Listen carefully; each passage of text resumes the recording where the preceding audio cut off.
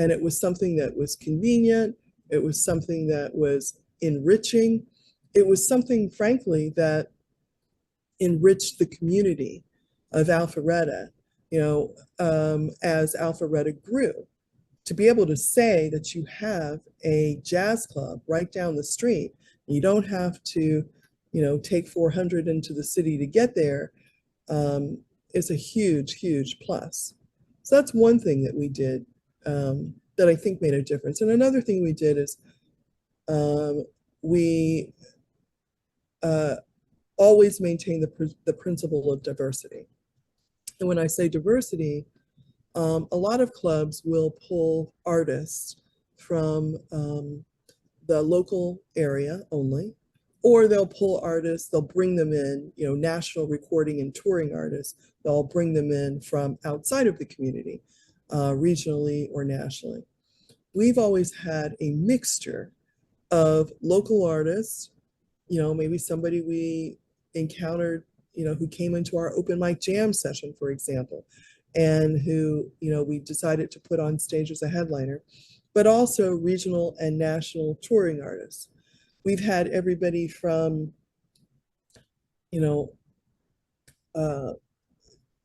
children who are in middle school or junior high school, or in some cases high school, who were ready for their own shows and whose family lives down the street, to multi-Grammy award winners such as Larry Carlton and Gretchen Parlato and Diane Shore and Robert Glasper and Ronnie Laws and Tierney Sutton, and the list goes on and on. So I think that the patrons of the Velvet Note came to appreciate the fact that they could see a diversity of artists here, not to mention the fact that the audience, in terms of who you would be sitting with and who you'd be sitting next to, was also a diverse palette of people who enjoy the music and who have an appreciation for the environment in which we present it, but may not all look homogenous. And I personally like that. I like getting to know people that I might not have encountered in everyday life, whether it's the amount of money that they make, or the type of car they drive, or the racial ethnic background, or where they come from.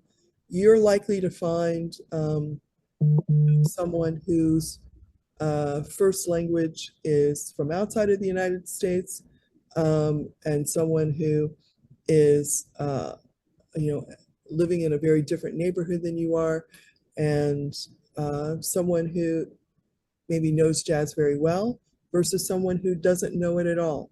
And that diversity, that texture in the room, I think has created memorable experiences. Mark Cuban said at the beginning of the decade that the businesses that would do the best, his prediction was the businesses that would do the best are businesses that provided people with a memorable life experience.